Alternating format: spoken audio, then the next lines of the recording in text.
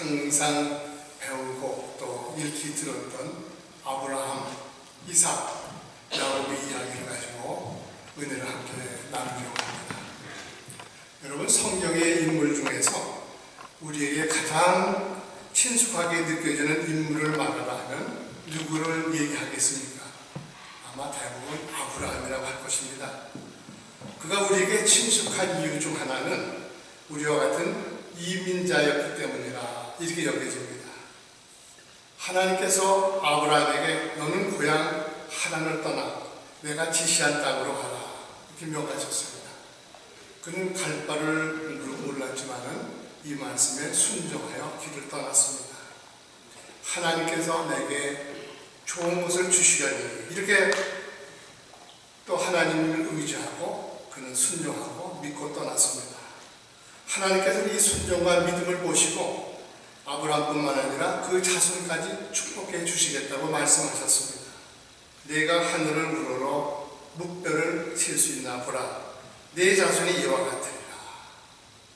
뿐만 아니라 모든 족속의 복의 근원이 되는 축복을 받았습니다. 땅의 모든 족속이 너로 인하여 복을 얻을 것이니라. 아브라함이 축복을 받은 이유는 물론 순종입니다. 무조건 가라 하시니 그 말씀에 따라 길을 나섰고 아들 이삭을 바치라 하시니 바쳤습니다. 그러나 또 하나가 있습니다. 예배입니다. 그가 세겜 땅에 이르러 가장 먼저 한 일, 그가 여호와를 위하여 그곳에 단을 쌓았더라. 그는 가는 곳마다 단을 쌓고 하나님께 예배를 드렸습니다. 지금 이 미주의 한인교회가 약 5,000개가 된다 하죠. 남가주만 해도 4,500개가 됩니다. 모두 놀라고 있습니다. 너무 많지 않느냐. 그러나 이는 당연한 일이라 여겨집니다. 아브라함을 닮아서 우리 한인들은 이민 1세 어디를 가든지 항상 교회부터 세우고 예배를 드리고 있습니다. 그래야 후손들이 복을 받게 되기 때문입니다. 그래서 하나님께서는 이민 2세인 아브라함의 아들 이삭을 축복해 주셨습니다. 그는 가는 곳마다 우물을 받습니다. 당시 우물은 부를 상징했습니다. 하나님께서 이삭에게 복을 주어서 그는 거부가 되었습니다. 우리 이민 2세들도 앞으로 잘 될 겁니다. 아멘. 1세들이 닦아놓은 신앙의 바탕 위에 살았기 때문에 하나님께서 복을 주실 것입니다. 아멘. 그래서 지금 우리의 2세, 3세들이 서서히 미국에서 두각을 나타내고 있습니다. 이것은 결코 우연이 아닙니다. 우리 이민 1세들이 열심히 교회 짓고 하나님을 잘 섬겨서 그런 결과가 나타나는 것입니다. 우리 교회만 하더라도 나이 드신 권사님들 얼마나 교회를 사랑하십니까? 이런 마음을 보시고 자손들에게 복을 주시는 것입니다. 아멘. 이건 모르고 건방지게 제가 잘나서 그러느니 이렇게 생각하면 안 되는 것입니다. 야곱은 아브라함의 손자입니다. 이민 3세입니다. 그런데 손자 야곱은 왜 그런지 할아버지 아브라함을 닮지는 않았습니다. 돌연변이 같은 이상한 행동을 그는 합니다. 야곱의 이름은 발 뒤꿈치를 잡은 자, 대신 들어앉은 자, 이런 뜻입니다. 그는 그 이름에 걸맞게 형의 발꿈치를 잡고 태어났고 자신의 유익을 위해 형의 자리에 대신 들어가 앉았습니다. 복을 받아 잘 살고 싶은 이런 욕심이 가득한 사람이었습니다. 재치와 기지가 있어서 기회를 잘 포착하는 능력의 소유자며 무엇보다 꾀가 많은 사람입니다. 야곱에 대한 평가를 우리가 긍정적인 면과 부정적인 면으로 나눠 생각한다면 부정적인 면이 더 많습니다. 긍정적인 면에서는 하나님의 축복을 중요하게 여기고 이를 위하기 위해 끝까지 포기하지 않고 환도뼈가 위골되도록 천사와 시일을 했다는 그 이야기 있습니다. 그러나 그는 성공을 위해서 수단과 방법을 가리지 않아서 형 에서의 축복을 가로채기도 하고 또 외삼촌 라반이 당할 피해를 생각하지 않냐고 자신의 이익만 챙기고 또 위기를 당해서는 하나님을 찾다가 위기가 해결되면 다시 하나님을 잊어버리는 이런 기회주의자라 말할 수가 있습니다. 종합적으로 야곱이라는 사람은 우리 인간이 원래 가지고 있는 본성을 가진 소유자라 말할 수가 있습니다. 또한 예수를 믿게 된 우리 자신의 모습을 보여주는 거울과 같은 역할을 하고 있다, 이렇게 얘기하겠습니다. 야곱이 하나님을 심각하게 찾은 적이 언젠가 창세기 21장에 나옵니다. 그가 형 에서에게서 쫓겨 하나님 향해 가다가 광야길에서 잠을 자게 됩니다. 베달이라는 곳에서 돌베개를 베고자 하는 처량한 신세가 되었습니다. 우리가 즐겨 부르는 찬양이 있죠. 내 고생하는 것 옛 야곱이 돌베개 베고 잠 갔습니다. 그러면 야곱이 왜 그렇게 처량하게 되었는가? 야곱이 팥죽 한 그릇으로 형 에서로부터 장자권을 빼앗았습니다. 이것은 지금 우리 문화로 생각한다면 도무지 이해가 되지 않는 만화 같은 얘기입니다. 어찌 팥죽 한 그릇으로 장자권을 뺏을 수가 있겠습니까? 그러나 그 당시 그들의 문화로는 장자에 대한 두 가지 특권이 있었습니다. 모든 부모의 재산과 가정의 결정권이 주어지는 것입니다. 아버지의 재산의 대부분은 장자의 몫이 됩니다. 또 장자가 말하는 대로 집안의 대소사가 결정이 되어졌습니다. 차자는 아무 실권이 없습니다. 이렇게 장자와 차자와의 차이는 엄청났습니다. 그러나 에서는 평소 이것을 중요하게 여기지 않았습니다. 그래서 하루는 사냥을 갔다 오는데 에서에게 야곱이 팥죽을 들고 나왔습니다. 야, 내 손에 들고 있는 게 뭐냐? 팥죽입니다. 이리다, 내가 배가 고프다. 꾀가 멀쩡한 야곱이 말하죠. 형님의 장자권을 주면은 이걸 드리죠. 그래, 그렇게 하자. 아니, 배가 고픈데 그게 무슨 상관이냐? 그래서 형과 동생 간의 언약이 체결이 되었습니다. 구두 계약이지만 계약은 계약입니다. 이를 하나님께서 들으셨습니다. 그래서 성경을 말하기를 창세기 25장 34절에서 에서가 장자의 명분을 경솔히 여김이었더라. 에서의 경솔함을 나무라는 말씀입니다. 이것은 야곱의 잔꾀를 부린 어떻게 보면 사기꾼적인 행동입니다. 야곱은 한 걸음 더 나아가 형 에서의 축복권까지 가르쳤습니다. 아버지 이삭으로부터 형이 받아야 할 축복 안수를 받았습니다. 하나님으로부터의 축복은 아버지의 기도 위에 장자에게 물려주게 되어 있습니다. 눈이 어두운 아버지 이삭에게 야곱이 다가가서 에서인 척 속이죠. 에서의 손에 털이 많으니 자기 손에 짐승의 털을 붙였습니다. 이삭이 야곱의 손을 만지니 털이 만져집니다. 분명 에서의 손입니다. 그러나 아버지 이삭이 다시 확인하죠. 아마 평소에 야곱의 간사함을 알아서 혹시나 하는 생각이 들었는지 모르겠습니다. 창세기 27장 24절에 보면은 이삭이 말하기를 내가 내 아들 에서냐? 얼마나 속으로 뜨끔했겠습니까? 그러나 야곱은 끝까지 속입니다. 대답하되 그러하니이다. 그러자 이삭이 마음을 놓고 말합니다. 내 아들아, 내가 사냥한 고기를 먹고 내 마음껏 내게 축복하리라. 야곱은 아버지로부터 안수 기도를 받았습니다. 그래서 형 에서가 받을 복을 가로챈 것입니다. 여러분, 안수기도가 뭐 그리 대단하냐 이렇게 생각할지 모르지만은 하나님께서는 이것을 인정하십니다. 그래서 저희 같은 목회자들도 안수 한번 받은 것으로 평생 목회를 하고 있습니다. 에서는 이제 빈 껍데기가 되었습니다. 장자권은 팥죽 한 그릇으로 팔려줬고 축복권도 빼앗겼습니다. 그가 나중에 사냥한 고기를 가지고 아버지께 왔을 때는 모든 것이 이미 다 끝난 후였습니다. 아버지, 이 고기 잡수고 내게 축복해 주세요. 아니, 내가 누구냐? 에서예요. 아버지는 실수한 것을 알았습니다. 그런 아버지 이삭이 말하죠. 내 동생 야곱에게 이미 축복을 했은즉 그가 복을 받으리라. 깜짝 놀란 에서가 아버지 이삭을 붙들고 간절히 사정합니다. 아버지여, 내게 축복하소서. 내게도 그리하소서. 나에게 빌복을 남기지 아니하셨나이까. 그는 방성대곡합니다. 그러나 늦었습니다. 참으로 그는 경솔한 사람이었습니다. 그래서 히브리서 12장 16절에 이런 말씀이 있습니다. 한 그릇 식물을 위해 장자의 명분을 판 에서와 같이 망령된 자가 있을까 두려워하라. 그러면 이제 에서가 할 수 있는 방법이 무엇이겠습니까? 남은 것은 분풀이밖에 없습니다.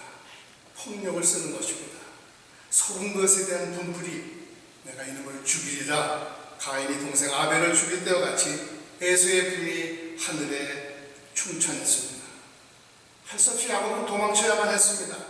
그가 살던 부엘세바를 떠나 이스라엘 남쪽 하란으로 도망을 갑니다. 하란은 지금의 시리아를 지나 터키 땅에 있습니다. 사막길을 한 달 이상 걸어가야 합니다. 험난한 길을 외롭고 두려움에 떨며 가다가 광야 한복판에서 밤을 맞이하게 됩니다. 급히 서둘러 나오느라고 가진 것이 없습니다. 그는 돌을 가져다가 베개 삼고 누웠습니다. 그러니 자신의 신세가 얼마나 초라했겠습니까? 앞으로 어떻게 살아야 할지 막막하고 또 어떤 일이 벌어질지 모릅니다. 그는 처음으로 하나님을 거기서 심각하게 생각하게 되고 하나님을 거기서 찾고 만나게 됩니다. 그가 하나님께 소원하기를, 하나님이여, 내가 가는 이 길에서 나를 지켜주시고 먹을 양식과 옷을 주시옵소서. 그리하시면 여호와께서 나의 하나님이 되실 것이고 하나님께서 내게 주신 모든 것에서 10분의 1을 내가 반드시 하나님께 드리겠습니다. 이렇게 약속을 했습니다. 하나님께서도 그렇게 하시겠다고 응답하셨습니다. 그래서 야곱이 그곳의 이름을 베델이라 했습니다. 하나님을 여기서 만났으니 이곳이 하나님의 집이라는 뜻입니다. 그로부터 20년 후 이번에는 야곱이 반대로 하란에서 부엘세바로 도망쳐 갑니다. 이번에는 외삼촌 라반에게 쫓겨서입니다. 야곱은 외삼촌의 양을 돌봐주다가 많은 재산을 얻었습니다. 얻었다기보다는 빼앗았다 하는 말이 아마 맞을지 모르겠습니다. 버들나무 가지가 그 이상한 것을 가지고 속임수 같은 것을 써서 삼촌의 양을 다 빼앗았습니다. 그는 수단방법 가리지 않고 목적을 달성했습니다. 그가 원하는 대로 예쁜 아내를 맞이했습니다. 14년이나 세월을 보냈지만 원하는 라헬을 얻었습니다. 라헬의 언니인 레아와 그들의 두 몸종까지 거느리게 되었습니다. 아내가 넷이 되었습니다. 자식은 아들이 12이요 딸이 하나입니다. 재산이 많아 행복하다 해서 재산을 늘려 부자가 됐습니다. 그래서 지금 모든 것을 거느리고 고향으로 금이 환향하고 있는 것입니다. 이만하면 됐습니다. 행복합니다. 지금 야곱은 행복을 추구하는 모든 우리 인간을 대표하고 있다고 볼 수가 있겠습니다. 모든 사람이 추구하고 있는 행복의 길을 그는 열심히 달려와 다 이루었습니다. 그러나 이제 야곱에게 위기가 닥쳤습니다. 가는 길에 불편한 소식이 들려옵니다. 에서가 400명의 훈련된 군사를 데리고 온다는 것입니다. 겁이 덜컥 났습니다. 전망이다. 이제 꼼짝없이 죽게 되었구나. 불현듯 20년 전의 기억이 새로워졌습니다. 다시금 자신을 돌아보게 됩니다. 그러면 여기에 나타난 야곱의 실존은 무엇인가? 인간은 위기가 와야만 자신을 돌아볼 줄 아는 미련한 존재라는 것입니다. 오늘 우리가 읽은 본문 7절에 심히 두렵고 답답하여, 이 대목이 야곱의 실존을 한마디로 말해주고 있는 구절입니다. 야곱은 지금 바라던 모든 것을 다 가지고 있지만 그토록 추구하던 행복은 온데간데 없고 도망자의 신분으로서 불행의 실존자로 서 있다는 것입니다. 이것이 야곱의 실존이요 현주소입니다. 그러면 여기서 내가 할 수 있는 것은 무엇인가? 그는 그동안 잊었던 하나님이 생각났습니다. 사실 그는 원하는 부를 다 이루었습니다. 형에게 보내는 예물의 내용을 보면 그가 얼마나 엄청난 부자인지를 우리는 알게 됩니다. 14절에 형에게 보내는 예물의 품목이 나열되어 있습니다. 암염소가 200이요, 수염소가 20이요, 암양이 200이요, 수양이 20이요, 전나는 약대 30과 새끼요, 암소가 40이요, 황소가 10이요, 암나귀가 20이요, 그 새끼 나귀가 10이라. 이 선물의 품목을 기수해 보니까 자그마치 550마리가 됩니다. 이것은 재벌이나 할 수 있는 일입니다. 저는 이 숫자를 더해보면서 이제는 고인이 되신 현대그룹의 정주영 회장이 떠올랐습니다. 고향인 이북으로 황소 500마리씩이나 2번이나 보낸 뉴스가 되었던 분입니다. 이는 재벌이나 할 수 있는 일입니다.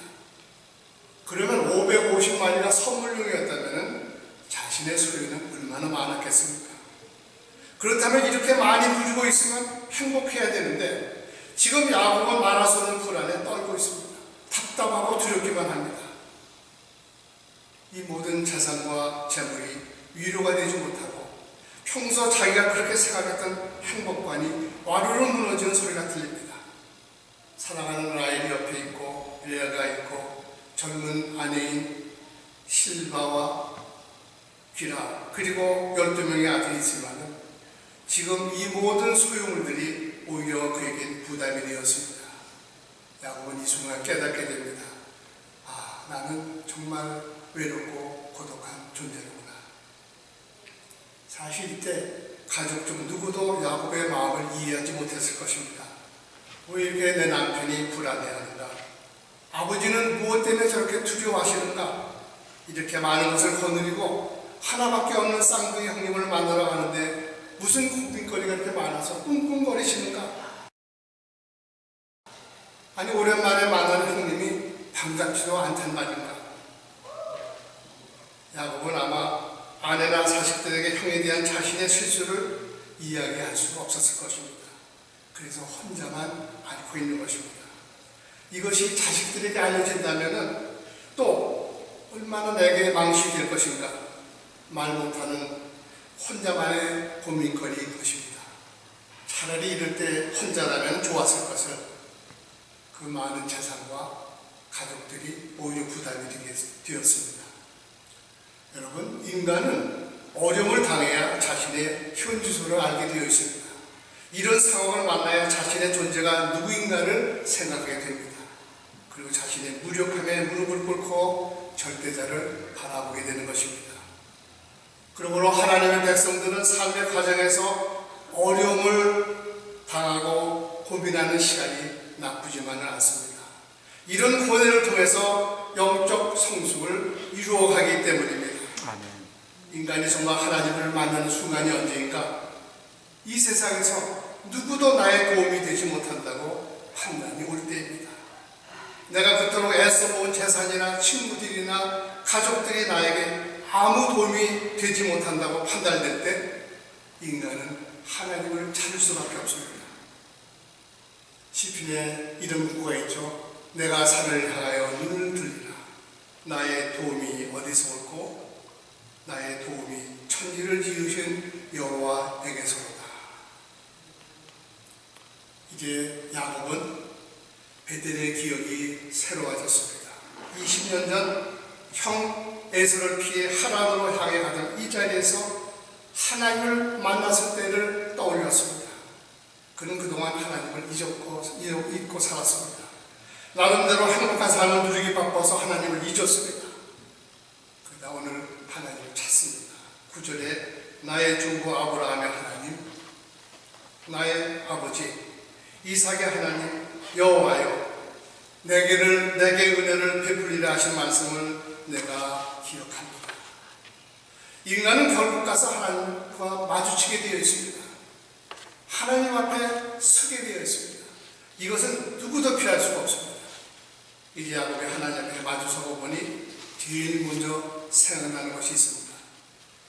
그동안 하나님께서 자기에게 베풀어 주신 것을 헤아려보게 됩니다. 내가 20년 전에 지팡이 하나만 가지고 요단을 건넜더니 지금은 2대를 이루었습니다. 비로소 생각이 났습니다. 하나님께서는 자기에게 약속을 지켜주셔서 그동안 먹을 것, 입을 것, 거기에 아내들과 자식들과 그리고 2대를 이루는 짐승들, 이렇게 부를 이루게 하셨는데 나는 하나님께 무엇을 드렸는가? 자신은 이것을 생각조차도 하지 않고 살았습니다. 그래서 이렇게 말합니다. 주께서 주의 종에게 베푸신 모든 은총과 모든 진리를 조금이라도 감당할 수 없사오니 아무것도 한 것이 없다는 것입니다. 야곱이 베델에서 하나님께 드린 서원, 하나님께서 주신 것의 10분의 1을 내가 반드시 드리겠습니다. 이렇게 약속을 했는데 하나도 하지 못했습니다. 하나님은 주셨습니다. 그런데 그는 하나님께 약속한 것 하나도 드리지 않았습니다. 비로소 그의 불안이 어디서부터 오게 되는가를 깨닫게 됩니다. 이 불안이 하나님과 불편한 관계에서 오는 것임을 알게 됩니다. 인간의 불안과 고민이 어디서 오는가?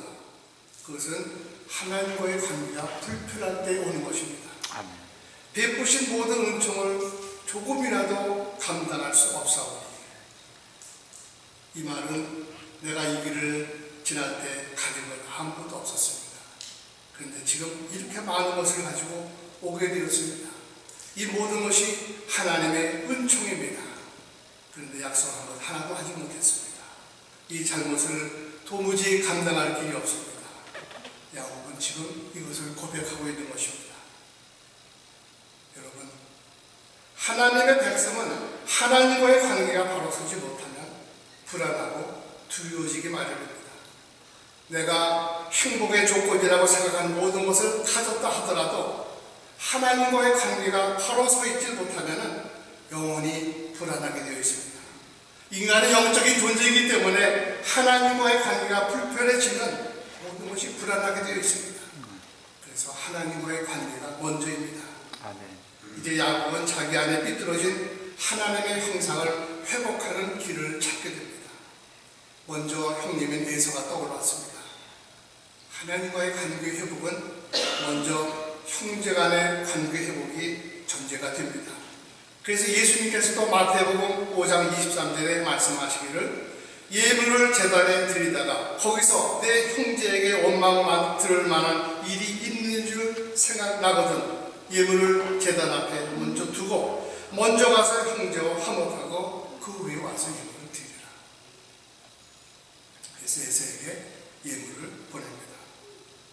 여러분, 야곱이 에서에게 왜 그 많은 예물을 보낸 줄 아십니까? 사실은 그게 탐이 나서 형 에서로부터 장자의 권한을 빼앗았거든요. 이제 그것을 되돌려 드립니다. 형님, 제발 이것을 받고 나를 용서해 주시기 바랍니다. 회개하는 것이죠. 후에 형과 해고할 때 에서가 예물을 물리치면서 말하죠. 내게 있는 것이 족하니 내 소유는 내게 두라. 나도 가진 건 넉넉하니 그만두라는 것입니다. 이때 야곱이 말하죠. 형님, 그렇지 않습니다. 제가 형님께 은혜를 얻어사오니 청컨대 이 예물을 받으시옵소서. 이 말은 이것이 형님이 없어서 드리는 것이 아닙니다. 내가 형님의 장자권을 되돌려 드리는 것입니다. 그동안 제가 형님께 죄를 지었습니다. 이런 뜻이 됩니다. 그렇게 하였더니 이제 하나님께서 야곱을 보호해 주십니다. 1절에 야곱이 그 길을 지나가다가 하나님의 사자들이 그를 만난지라 야곱이 그들을 볼 때에 이는 하나님의 군대라 하고 그 땅의 이름을 마하나임이라 하였더라.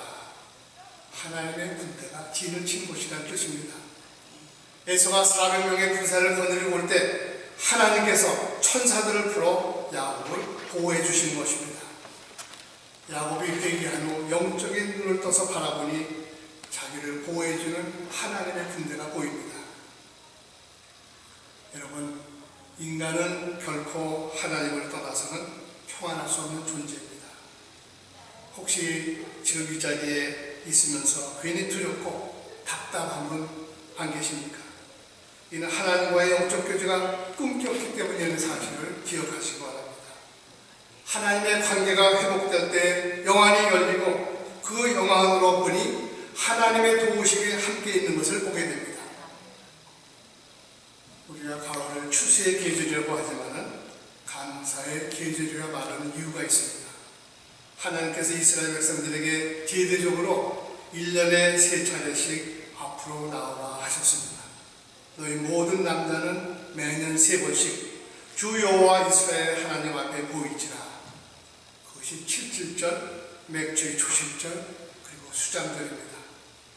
곡식을 거둘 때, 곡식을 곡간에 넣을 때 하나님 앞에 나와 생각해 보라는 것입니다. 누가 이것을 너에게 주었느냐? 함께하여 주신 은혜에 대하여 잊지 말고 감사하는 것입니다. 그러므로 이 감사절에 하나님과의 관계가 소홀해진 사람들은 그 관계가 회복되어야 합니다.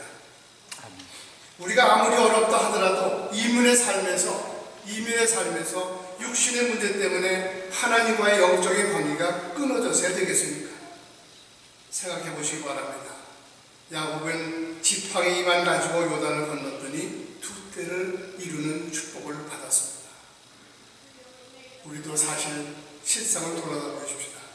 이민 가방 하나 들고 왔는데, 태평양을 건너왔는데 얼마나 많은 것을 우리가 누리고 있습니까?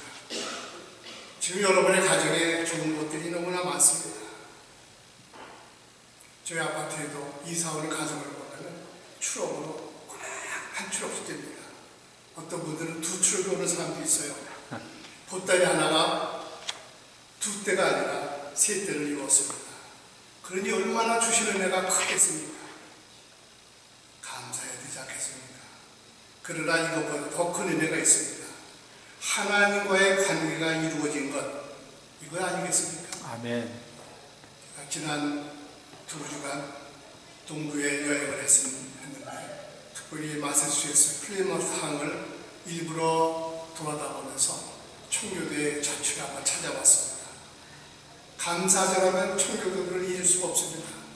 저들은 1621년 102명이 와서 그해 풍토병과 식량 부족, 악천후로 인해서 51명 반이 죽고 51명이 살았습니다.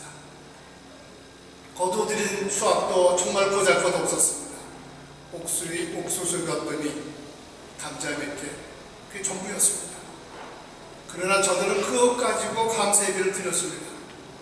가장 고난스러운 시절에 가장 큰 감사를 풍성하게 드렸습니다. 거두어 드린 것보다는 하나님의 사랑과 그 사랑을 믿는 믿음과 내세에 대한 소망에 감사를 드린 것입니다.